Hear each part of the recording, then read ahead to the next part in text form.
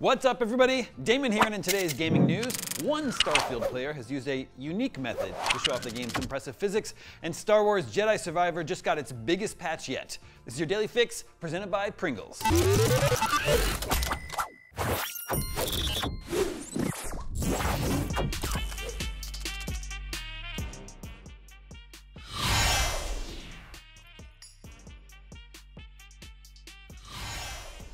A Starfield player stuffed 20,000 potatoes into their ship's cockpit for science, and ended up showing off the game's impressive physics. Redditor Muzapan published a clip showing what happened when they opened the door of their cockpit. We see the potatoes realistically spill onto the floor and, perhaps more impressively, move about realistically as they interact with the door itself. Video game tech wizard John Linneman of Digital Foundry took to Twitter to call the clip mind-blowing. He said, "The fact that these objects all have physics is impressive." Bethesda games such as The Elder Scrolls and Fallout are well known for their capacity for item hoarding. Skyrim players in particular are known for collecting cheese, but it looks like Bethesda upped the item physics for Starfield with its virtual potatoes most appealing.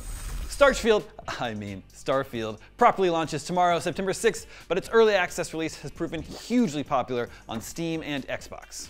Moving on, EA and Respawn have released the biggest patch yet for Star Wars Jedi Survivor across all platforms. Patch 7 makes sweeping improvements to quality and performance modes on console, EA said, while its PC counterpart is headlined by the addition of NVIDIA DLSS support. PS5 and Xbox's performance mode has received a complete rework that has disabled ray tracing to guarantee a consistent 60 frames per second alongside other improvements. The devs have also boosted quality mode across both consoles and added variable refresh rate support on PS5. PC users, who faced the brunt of Jedi Survivor's technical issues at launch, can also enjoy changes to the save system that help prevent save game corruption, various crash fixes, and more. Jedi Survivor launched in April to positive critical reception and commercial success, but some users were left with a buggy, broken version of the game, even after a big day one download.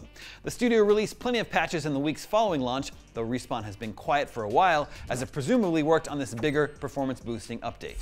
And finally today, Paradox Interactive has announced that Vampire: The Masquerade Bloodlines 2 is back in development with Everybody's Gone to the Rapture and Amnesia: A Machine for Pigs creator The Chinese Room. The news was announced at PAX West, where it was also confirmed Bloodlines 2 will be getting a gameplay reveal in January next year and a release date in fall 2024. Bloodlines 2 is the sequel to the original game from 2004, and Paradox provided a description to tease the bloody adventure that lies ahead. The official description reads, Bloodlines 2 takes players to the dark underbelly of Seattle, where vampires struggle for survival and supremacy. As an elder vampire, players meet compelling characters, maneuver complex political relationships, stalk the city streets for prey, and engage in intense combat while balancing the need for blood. Throughout the game, players must always be mindful of their surroundings or risk breaking the Masquerade, the absolute law of secrecy that keeps vampire society hidden from humanity.